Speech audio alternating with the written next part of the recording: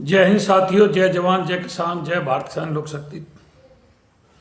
साथियों, अगर मेरी बात समझ में आए तो जितने भी किसान हितैषी परिवार हैं, जितने भी मेरे साथी हैं, भारतीय किसान लोक शक्ति के सिपाही हैं, सभी फेसबुक पोस्ट को अधिक से अधिक शेयर करें ताकि जन जन तक और सरकार तक किसानों की आवाज़ पहुंच सके। आज पूरे उत्तर प्रदेश में तथा अन्य प्रदेशों में यूरिया खाद की, डीएपी खाद की मारामारी चल रही है। अभी तो गेहूं की फसल की बुवाई भी शुरू नहीं हुई है। जब गेहूं की फसल की बुवाई शुरू होगी तो आगे क्या होगा? किसान अन्न पैदा कर सकता है, किसान पुलिस की लाठी खा सकता है बेबस होकर के, लेकिन डीएपी और यूरिया पैदा नहीं कर सकता।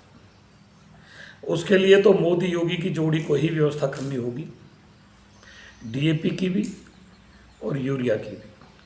अगर किसान को खाद काला बाजारी से मिलेगा, महंगा मिलेगा, पहले ही 50 किलो से 45 किलो का हो गया है, तो किसान की आय दोगुनी कैसे होगी भाई?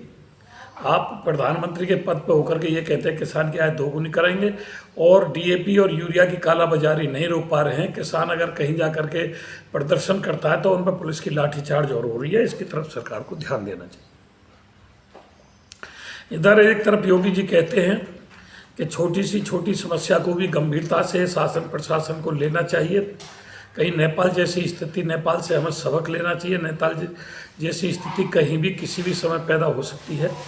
तो हमारा भी आज लगभग 50 दिन पूरे होने को हो रहे हैं।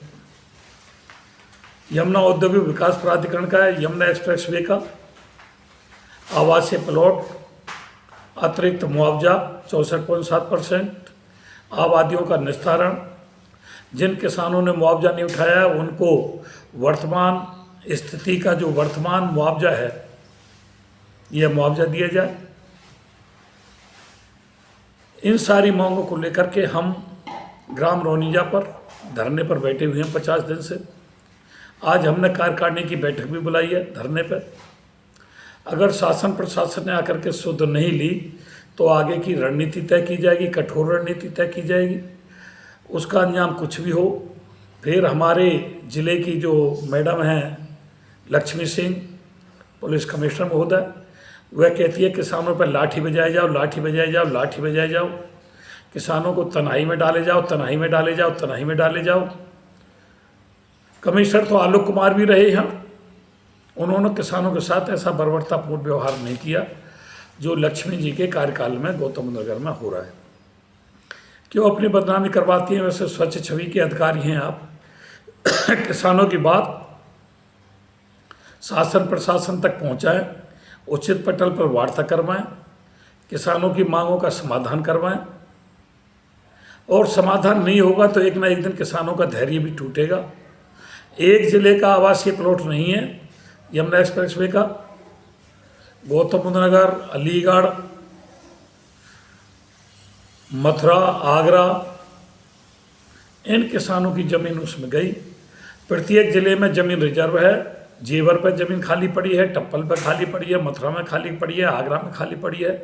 पहले जेपी इंफ्राटेक के लिए एक बार हो गई थी किसानों के 7% के लिए, तो उसमें किसानों के प्लॉट काट दिए जाए, किसानों को परेशान ना किया जाए।